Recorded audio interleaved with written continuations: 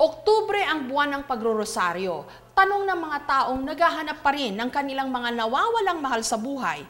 Ilang misteryo pa kaya ang kinakailangan nilang dasalin bago nila makapiling muli ang kanilang mga nawawalang kamag-anak. Magandang gabi, ako po si Jessica Soho at ito ang nag-iisang programa sa telebisyon na kaagapay nyo sa puspusang paghahanap. Sana'y muling makapiling.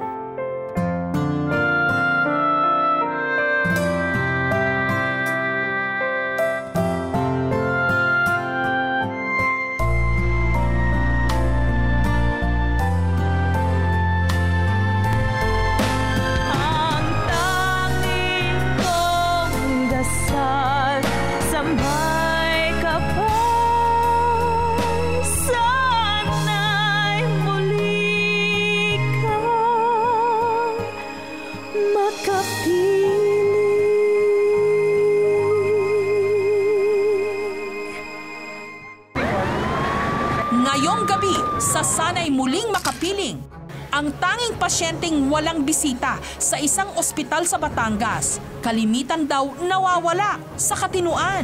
Malayong panit, banda sa Alcobar, Dubai, Jeddah. Alcobar, Dubai, yung parang mga Saudi, Japan, Germany, Philippines, Switzerland. Kaya kami na mismo ang hahanap kung nasaan ang pinakahihintay niyang mga bisita. Si Isagani, 7 taong gulang lang nung iniwan ang kanyang mga magulang sa probinsya. Makalipas ang mahigit 20 taon, kalinga pa rin ng tunay na pamilya ang kanyang ninanais. Kahit na anong pasakit ang ginawa nila sa iyo, pamilya mo yun, kaya sila pa rin yung pinakamalaga. Nalulungkot. Kasi siyempre, gusto mo na rin silang makita, wala pa naman sila. At ang bangkay ng batang nakitang nakasilid sa maleta, posible raw na hindi si Geraldine o Dingdin Palma.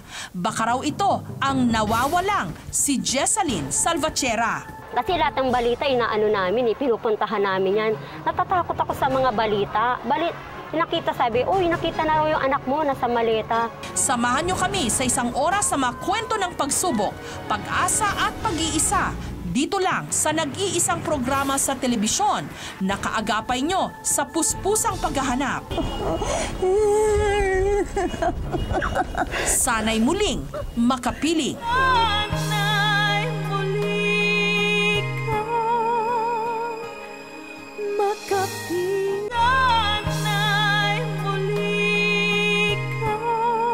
Iniwan ka ng iyong pamilya sa probinsya nung ikay maliit pa at hindi na binalikan pa, ano ang iyong gagawin? Hahanapin mo pa ba sila o mas pipiliin mong magdamdam na lang habang buhay? Ito ang mga tinitimbang ngayon ni Isagani, 20 taon nang naghahanap sa kanyang mga magulang at kapatid. 1, 2, and 3.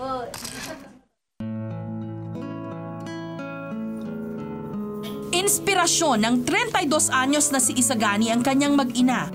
Ang pagtitig niya sa larawang ito ang nagpapalakas sa kanya sa araw-araw niyang pagbabanat ng buto bilang machine operator. Masaya dahil inspirasyon yung pamilya, yung asawa at saka yung anak, kailangan mapag-ipunan para sa kinabukasan nila. Punong-puno ng enerhiya, tila walang kapaguran. Doble-doble ang pagsusumikap ni Isagani ngayon. Hindi lang para sa pangangailangan ng kanyang mag-ina, kundi para rin sa pamilya niya na mahigit 20 taon na niyang hindi nakikita. Mga ipon, minsan, yun nga, nilalaan para sa pamilya, tapos yung iba naman sa paghahanap pa rin doon sa mga magulang. 9 na taong gulang pa lang daw si Isagani nung iniwan siya ng kanyang mga magulang sa kanyang lolo't lola. Ang isang natandaan ko pa noon, kaya rason siguro na naiwalay ako kasi tatay ko kasi medyo mahilig sa inom-inom din nata Pag nalalasing, yun nananakit. Kaya ata hiniwalay ako ng nanay ko sa kanila Si ako ata yung madalas na pinagbubuntunan. Dito na naiwang mag-isa si Isagani at hindi na muling nasilayan pa ang mga kaanak. Nung 14 anyos si Isagani, lakas loob siyang lumuwas pa Maynila. Nakakuha kasi siya ng balita na nasa Sual, Pangasinan ang kanyang pamilya. Sumama ako sa isang kakilala ko nanggaling sa probinsya kasi nag-aaral siya dito sa Maynila. Kada maghahanap ako, natutulog na lang ako sa terminal. Basta alam ko lang yung bahay na babalikan ko. Ganito raw naging kapursigido si Isagani sa paghahanap sa mga magulang at kapatid. Hindi lang niya alam kung hinahanap rin siya ng mga ito. Yun yung parating tanong ko sa sarili ko, ginagawa rin kaya nila yung ginagawa ko. Sabi nga nila, kahit netakwil ka bilang anak, pamilya ka pa rin nila eh. Lumipas ang maraming taon hanggang umabot na nga sa ilang dekada. Nagkaroon na ng asawa at anak si Isagani, pero hindi pa rin niya nakikita ang pinananabikang pamilya. Napakiramdam niya, tuluyan ng umabandona sa kanya. Wala pong kasinalaga kasi yun talaga yung pinanggalingan mo eh. Kahit na anong pasakit ang ginawa nila sa iyo, pamilya mo yun, kaya sila pa rin yung pinakamalaga. Nalulungkot.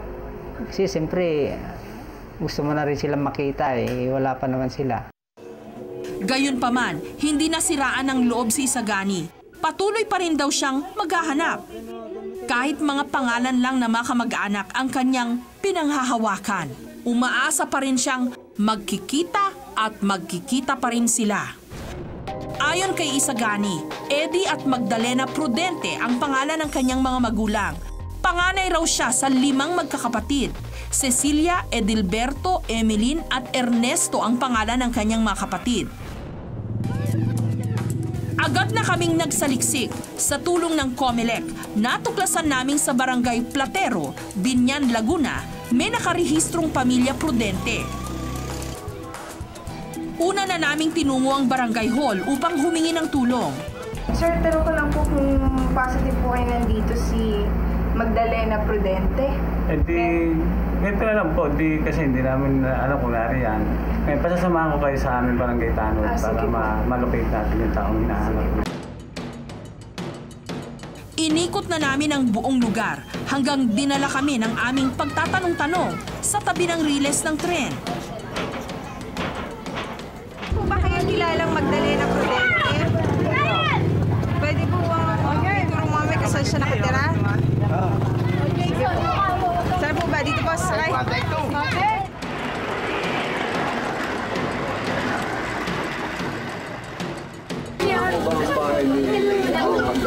Magdalena Prudente po. Doon po sa bahay niyo. Ay, dito po. Saan po? Dito. Bao po. Nandiyan po ba si Magdalena Prudente? Opo, ako po ho yun. Ay, kayo po yun. Hello po, ako po si Shell. Sana yung huling makapilit po. Dito namin nakilala si Aling Magdalena. Siya raw ang matagal nang hinahanap na ina ni Isagani. Siyempre, namimiss ko na po siya. Tagal na po, hindi ko nakita. 1986 pa po, hindi na kami nagkita. Simula nung umalis kami doon. Ayon kay Aling Magdalena, walang araw na dumaan na hindi niya pinagmamasdan ang nag-iisang litratong ito ng kanyang panganay nung ito'y maliit pa. Miss na raw niya kasi ito. Nung umalis kami doon sa amin, ito siya, itong taon. Lagi ko itong hawak kahit saan ako pumunta, lagi nasa bag ko ito. Lagi kong linalagay sa bag ko. Hindi ko ito inaiwanan. 1986, napagdesisyon na nilang lisanin ang Cagayan dahil nawalan daw ng trabaho ang kanyang asawang si Eddie. Sabi ng nanay ko, iwanan ko na lang daw kasi di namin alam kung saan kami mapapadpad. Bisaya po yung mister ko. Umalis nga raw sila na hindi kasama ang musmus pa lang noon na si Isagani. Maraming buwan ang lumipas, binalikan daw ng kanyang mister si Isagani. Umuwi yung mister ko doon, kukunin niya, ayaw sumama ng bata. Sino pong bata? Yung anak ko si Isagani ho, ayaw nang sumama. Kasi nasanay na sa nanay ko. Yun na ang huling pagkakataon na nasilayan nila ang anak. Ilang taon pang nagdaan, nagsipaglaki na ang iba pang mga anak ni Aling Magdalena. Noong 2002 nga, namatay ang kanyang kabiyak. Subalit magpahanggang ngayon, ang nais nilang makasamang si Isagani, tila isa pa ring malabong pangarap. Yung sumusulat kami, nabalik ko, hindi na nila natatanggap ng sulat. Hindi na po kami talaga magkita. Kasi namatay na yung tatay niya. Hindi naman ako makauwi na sa amin. Hindi ko alam kung paano ako makauwi doon. Kaya... Maski ang pangalawang anak niyang si Cecilia, masama rin ang loob na nagkalayo silang magkapatid. Siyempre malungkot. Tapos gusto ko magkaroon ng kuya. Pag may problema, meron kang sasabihan. Kasi kung nandito siya, siya dapat. Baga, tulong kami. Hindi yung ako. Magsisiman daw sila ngayon. Wala naman na raw silang magagawa. Hihintayin na lang daw nilang marinig ang kanilang panalangin na makapiling muli si Isagani. 2 dekada na ang nakararaan nung iniwan si Isagani ng mismong pamilya niya sa kanilang probinsya. 7 taong gulang lang siya noon. Ngayon sa wakas, natuntunan namin ang kinaroroonan ng kanyang ina at mga kapatid. Makalipas ang mahigit 20 taon, mapapawi na nga kaya ang kanilang pangungulila sa isa't isa. Kinabukasan, sinundo namin mula Laguna sina Aling Magdalena. Ang alam nila, sasamahan lang namin sila pa Maynila para palakihin ang lumang larawan ni Isagani. Wala silang kamalay-malay na patungo na sila sa nawawala nilang kadugo. Makalipas ang mahigit 1 oras sa biyahe, narating na nila ang paggawaan ni na Isagani. Nung mga sandaling yon, abala naman si Isagani sa kanyang trabaho. Ilang saglit pa, sinalubong na sina Aling Magdalena ng kakuntsaba naming si Lawrence, kasamahan sa trabaho ni Isagani. Magkano po yung apat? Di bali po, mga 100 po yung ano niya. Pero itatanong ko po muna doon sa nag-stripping po namin kung magkano po yung eksaktong price niya. Teka lang po. Agad nang dinala ni Lawrence ang larawan kay Isagani. Makikilala kaya ni Isagani ang larawan niya nung siya'y bata pa, kasama ang kanyang kapatid at 2 kapitbahay. Kuya, kilala niyo po ba yung sa picture? Kanina ba ito? Ano yung papagawa? Kilala niyo po ba yung sa picture? Ay, hindi. Pinuntahan na nila ang nagmamay-ari ng nasabing larawan. Ilang sandali lang, ang eksenang 20 taon nilang pare-parehong hinintay. Siya na nga.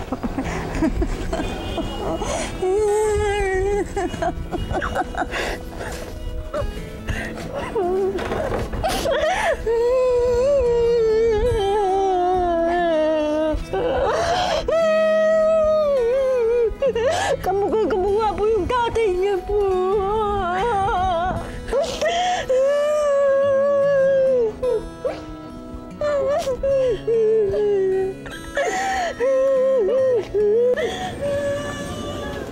Si Isagani, tila napipi sa mga pangyayari. Nabigla na nasa harapan na niya ang mga taong matagal na niyang gustong makita. Paano ka napunta dito? Ha? Ikaw lang mismo pumunta? Ikaw lang mismo naghanap sa amin? Oo. Ha? Ikaw lang mismo?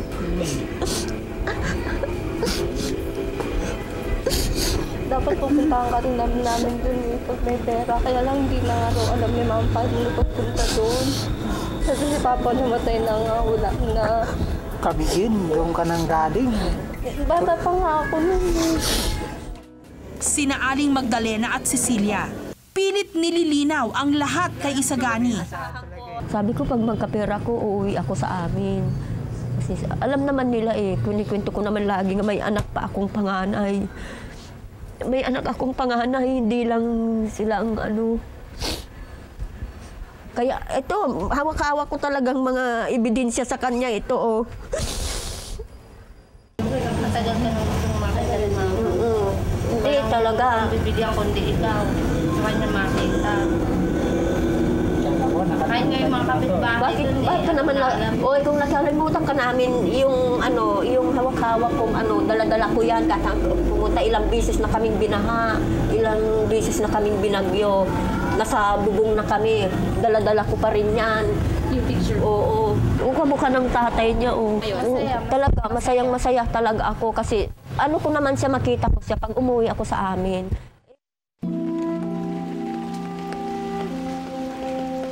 Nung sumunod na araw, sama-samang nagpunta ang buong pamilya Prudente sa puntod ng kanilang yumaong ama. Kung buhay lang daw sana ang ama, tiyak na matutuwa itong makitang kumpleto na sila.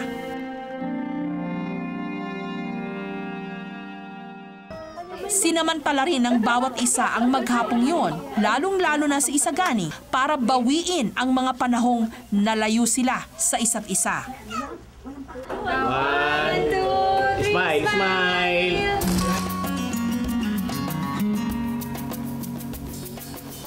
Ngayon, madadagdagan na ang inspirasyon ni Isagani. Mas lalo raw siyang gaganahang magtrabaho dahil alam niya mas marami na ngayon magpapasaya sa kanyang bawat araw. Ilang buwan na ang nakalipas nung nasagasaan ng motorsiklo si Jocelyn sa Batangas. Halos nagkandabali-bali ang kanyang katawan. Ang masakit nito, hindi nalaman ng kanyang pamilya ang nangyari sa kanyang sakuna. Sa isang pampublikong ospital dito sa Lemery sa Batangas, karaniwang tanawin na ang mga silid na mga pasyenteng may regular na bisita. Kaya syempre, dahil may bago ng baby boy na naman. Pango.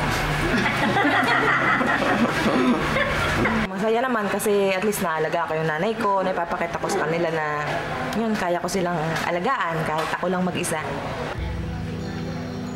Ngunit may isang pasyente sa loob ng paggamutang ito na wala ni isang bisita.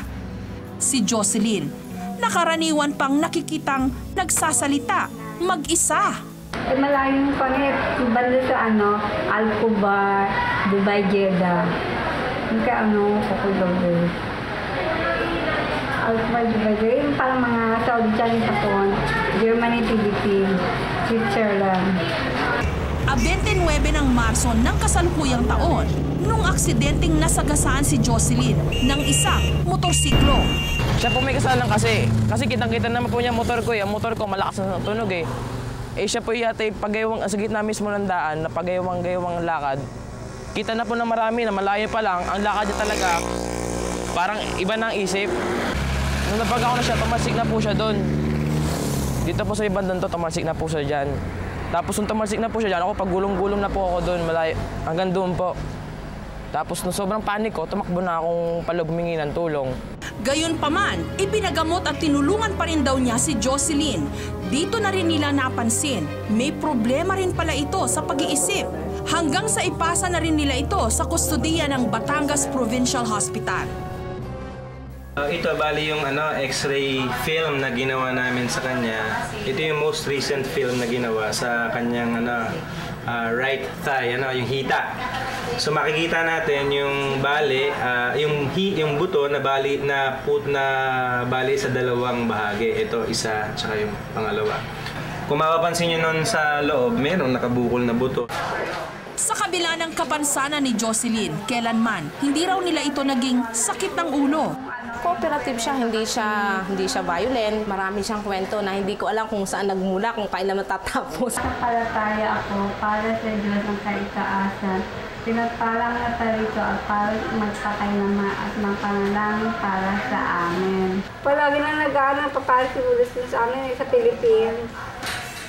Masaya si Jocelyn dito, lagi siyang kumakanta. Mga kanta niya, mga charismatic song. Cordero ng Diyos na dahil sa mga kasalanan ng kanita, maawa ka sa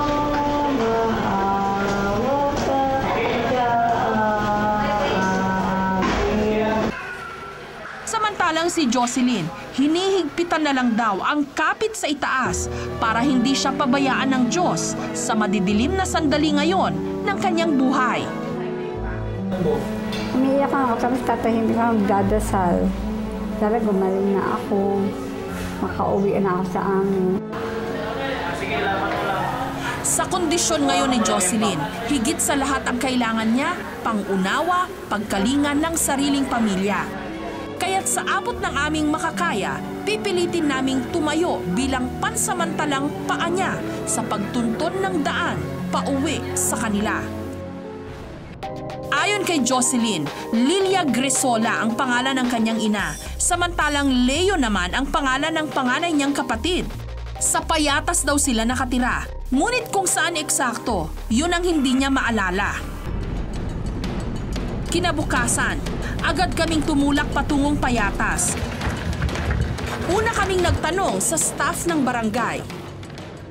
Marami po bang agresyon na talaga rin sa Payatas? Marami. Maskin yung kasamahan na CSP, yung kanina kasama ko. Agrisola yun eh. Saka pero may kamag-anak sila sa Urban. Sabi nung mate yung doon sa kabila ng Agrisola, meron daw sila sa Urban, kamag-anak. Jocelyn Agrisola po doon sa mayroon Agrisola sa Urban. Hindi niya sigurado kung At dito na kami nagdesisyong magpunta sa sinasabi nilang lugar. Una naming sinadya ang bahay ng kagawad ng barangay. Pero po, meron po bang reported missing na Jocelyn Agrisola ang pangalan? Meron po. Katunayan po, kapitbahay namin, nandito lang po ang bahay nila. Nung mga oras na yon, tila nakapanig sa amin ang swerte. Sir, pwede niyo po ba kaming samahan doon sa bahay? Sige po, tara po. Hindi naman ganong kalayo. Sige po.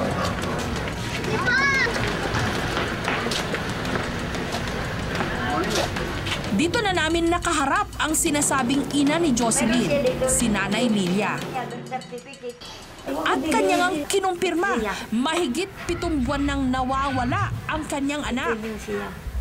Kwento ni Nanay Lilia, nitong Pebrero pa raw nung umalis nang walang paalam si Jocelyn para maghanap daw ng trabaho. Kasi ang purpose niya pag-alis, maghanap daw siya ng trabaho. Sayang daw may tinapos siya, hindi man siya nakatrabaho. Yun na ang huling pagkakataon na nasilayan nila si Jocelyn. Nagsimula raw ang kapansanan sa pag-iisip ni Jocelyn nung tumuntong ito sa edad 25. Gayunpaman, pinatignan naman daw nila ito sa doktor. Sa kabila ng kakulangan niyang ito, pinipilit pa rin daw ni Jocelyn na gampanan ang kanyang mga responsibilidad. Every Sunday, up to date yan, palagi maaga pa na simba na. Kanta-kanta kasi ano na sa amin, simbahan, nag-choir yan sila mga sa simbahan. Dito namin nakita na ang kanyang ina na inaasahan ni Jocelyn na susundo sa kanya, hirap na rin palang maglakad, mag-isa. Rosary ako ng rosary na hindi masyado mapariwara. Nakalakad ako, nag-ano-ano na ako yan, naglabas-labas. Pero hindi pwede sa akin mag-ano, kaya anong mangyari sa akin na yung mga anak ko. Huwag kang ano-ano dyan, nanay. Diyan ka na lang sa bahay, bahala na kami. Kaya ngayon, buong tiyagang sinusuyod ni Leo ang mga lugar na posibleng sinuotan ni Jocelyn. Siyempre, nagtanong-tanong kami sa mga kaibigan, family, friends, siyempre neighbors, at sa ibang lugar na pinupuntahan niya. Dahil hindi na makakabiyahe pa ang kanyang ina, agad naming isinama si Leo kasama ang bayaw niyang si Rudy patungong Batangas. Mula Payatas, humigit kumulang 4 na oras pa ang bubunuin namin bago marating ang bayan ng Lemery. Sa biyahe, kinukutuban si Leo.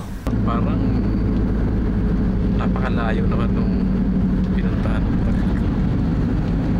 Baka siguro may mga kaibigan na naisama. Parang nararamdaman ko makikita ko yung sister ko eh. Nung mga sandali namang yon, pinapatay ni Jocelyn ang kanyang oras sa pamamahinga. Wala ni sa hinagap niya, napaparating na ang taong susundo sa kanya. Shit, sister ko. Ano sila? Kilala mo siya, Do? Kilala yun. Kilala siya.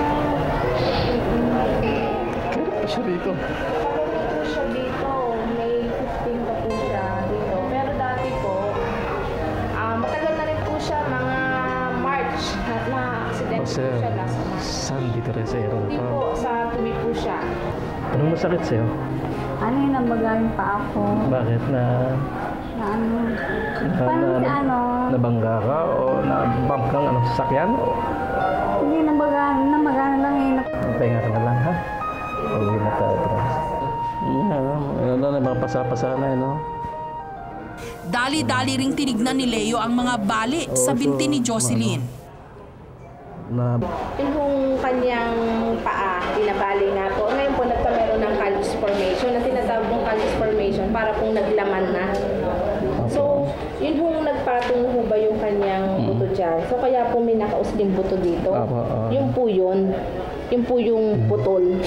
So, kailangan po talaga ma-undergo din siya ng surgery. At upang matuldukan na rin ang pag-aalala ng kanilang ina, nagdesisyon si Leo na iuwi muna sa Payata si Jocelyn bago ito i-admit sa orthopedic hospital sa Maynila.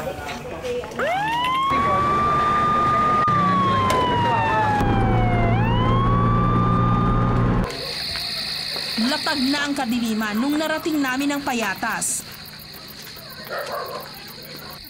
Samantalang si Nanay Lilia, walang kaide-ideya, nakasama na namin si Jocelyn.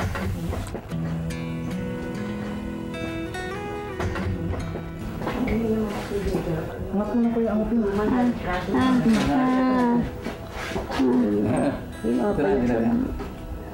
Payat na payat. Lalayas ka, di ka nauwi. Minsan nauwi ka dito mag-isa. Ako hindi ako makatulog. Pag-ilag ko sa sarili ko. Hindi ko makatulog. Pag hindi ako makatulog. Ito okay na. Okay na. Makita na natin siya. Masaya na tayo lahat. Ako, di ako din nakalakad. Nakina-stroke ako. Ngayon, lalakas sa sinanay kasi. Nakita ka, kahanap sa'yo, nagkaroon ng ano. Kahit kung hindi lang ako na-stroke.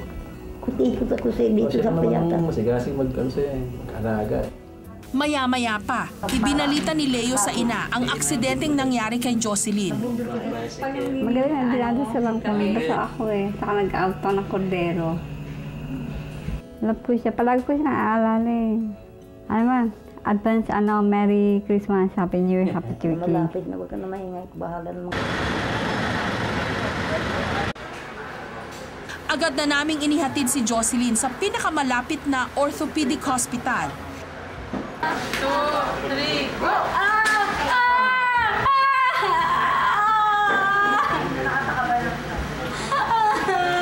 Dito susuriin ang mga espesyalista kung ano ang pinakamagandang gawin sa kanyang binti. Hirap man ang kalagayan ni Jocelyn sa pinapasan niyang karamdaman, tiwala siyang magkakaroon din ng hangganan ang lahat ng kanyang pagdurusa. Lalo na ngayong kapiling na niya ang kanyang pamilya na umuunawa, nagmamalasakit at nagmamahal sa kanya. Sina Dindin at Jessalyn, parehong nawala noong buwan ng Agosto. Si Dindin kinidnap daw, samantalang si Jessalyn bigla na lang daw nawala. Alinman sa mga munting anghel na ito ang sinasabing laman ng maletang nakitang palutang-lutang sa Manila Bay. August 16, 2007, natagpuan ang bangkay ng batang babae na nakasilid sa palutang-lutang na maleta sa Manila Bay. Ang biktima ng karumal-dumal na krimeng ito na unang kinilala na si Geraldine Palma o Dindin. Ang mga itinuturong suspect sa krimen hanggang sa ngayon, tikom pa rin ang mga bibig.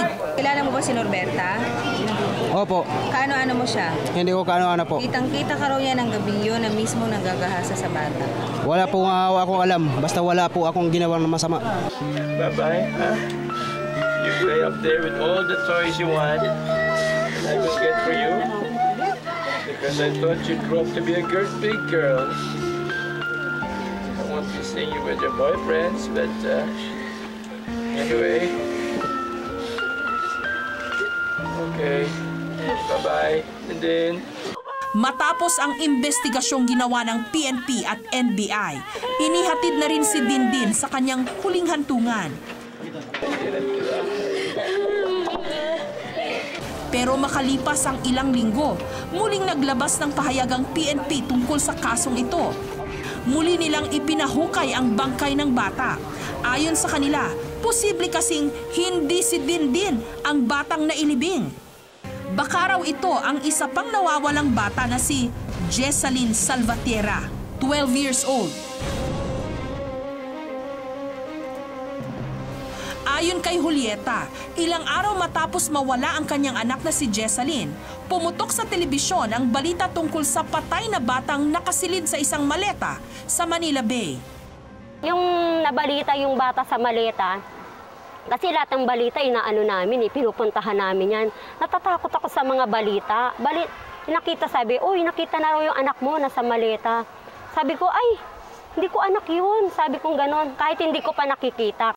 Kwento naman ng mga kaklase ni Jessalyn na itinago namin ang mga mukha bilang proteksyon.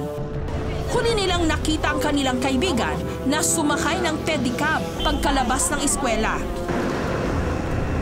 Sumakay siya sa ibang sidecar pero po hindi ko po nakita yung sidecar. Saan nagpunta yung sidecar? Dire-diretso po talaga. Saan papunta yung sidecar? Papunta ba sa bahay nila o papunta sa ibang lugar? Papunta po sa ibang lugar. Dagdag pa nila, ilang araw bago mawala si Jessalyn, tila nagpapahiwatig na ito. Yung huli po naming pag-grouping, sinabi niya po sa akin na pag nawala ba ako, hahanapin mo ako, sasama ka sa tito boying ko para hanapin niyo ako. Sabi ko, oo naman, bakit hindi? Palaisipan pa rin sa kanila kung nasaan na si Jessalyn. Kaya si Julieta, wala na ngayong ibang kinakapitan, kundi ang kanyang pananampalataya. Ito yung simbahan na madalas dito kami nagsisimba ng aking anak kasi yung member din siya dito ng association. Parang nagkokoro siya, kumakanta siya rito. Tapos yung nawala yung anak ko, nag-ano yung pari na pagdarasal siya every Sunday. Diyan kada linggo, mula umaga hanggang gabi, lagi siyang nakapokus diyan. Kaya kilalang-kilala na siya. Sana po hindi na po kayong mag-away ni Mama Julie. Sana po lagi kayong may trabaho. Sa tuwing binabasa raw ni Julieta ang mga sulat ng anak, nagbabalik sa kanya ang mga masasayang alaala nito. Ayaw niya talaga yung nag-aaway kami ng papa niya. Kaya kahit pagka ganun, nagagawa siya ng notes pag nag-aaway kami. Pinagbabati niya kaming pilit. Ganun ang ginagawa niyang paraan niya.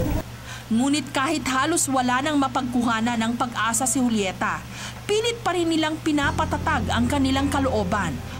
Umaasang walang nangyaring masama sa kanilang anghel. Anak, kung sakaling napapanood mo ko, sana magpasama ka dyan sa kumukup sa'yo. Alam mo naman siguro kung saan yung sa atin. Tsaka alam ko matalino ka eh. Yung nga lang, lakasan mo lang yung loob mo na makauwi ka sa bahay. Matagal ka na naming hinahanap at hinihintay ka namin, namimiss ka na namin. Pero tuloy pa rin ang investigasyon ng mga otoridad para matukoy kung sino talaga ang batang isinilid sa maleta. Magiging masusi raw ang pagsusuri at inaasahan nilang malaki ang may tutulong ng pagkakaiba ng deskripsyon ng dalawang bata. Nasa 3 feet 9 inches ang taas ni Dindin ayon sa huling tala ng kanyang paaralan. Samantalang 4 feet 5 inches naman ang taas ni Jessalyn. Ayon sa PNP, ang taas ng nakuhang bangkay sa Manila Bay, 4 feet 2 inches. Malaki rin daw ang pinagkaiba sa haba ng buhok ng dalawa. Layered at halos hanggang bewang ang haba ng buhok ni Jessalyn, samantalang hanggang balikat lang ang buhok ni Dindin. Kapuna-puna rin daw ang malaking bulas na pangangatawan ni Jessalyn kumpara kay Dindin. Bagay na hindi nagtutugma sa natagpuang bangkay. Ayon sa pulisya, tatagal ng 2 buwan bago malaman ang resulta ng DNA testing na magpapatunay kung sino kina Dindin at Jessalyn ang batang natagpuan sa loob ng maleta. It will take more or less, as what we have discussed earlier, around a month. Yes, that is for the DNA. Hindi man malinaw sa ngayon kung si Dindin o Jessalyn ang natagpuang bangkay, umaasa pa rin ang kani-kanilang pamilya na mabibigyan na ng kasagutan ang lahat ng mga katanungang hanggang ngayon bumabagabag pa rin sa kanila. Sa pagtatapos po ng episode na ito, umabot na sa 265 ang bilang ng mga nawawala na nahanap na namin at naibalik sa kani-kanilang mga pamilya. Lahat pong ito, utang namin sa inyong patuloy na pagsuporta at pagsubaybay sa aming programa. At sa susunod na Martes, abangan niyo po ang aming espesyal na ika-100 pagtatanghal kung saan mas mabusisi, mas maaksyon at mas makabagbag damdamin ang mga kwentong ihahatid namin sa inyo.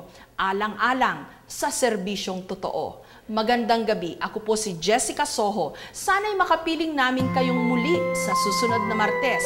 Dito lang sa nag-iisang programa sa telebisyon na kaagapay nyo sa puspusang paghanap. Sana'y muling makapili.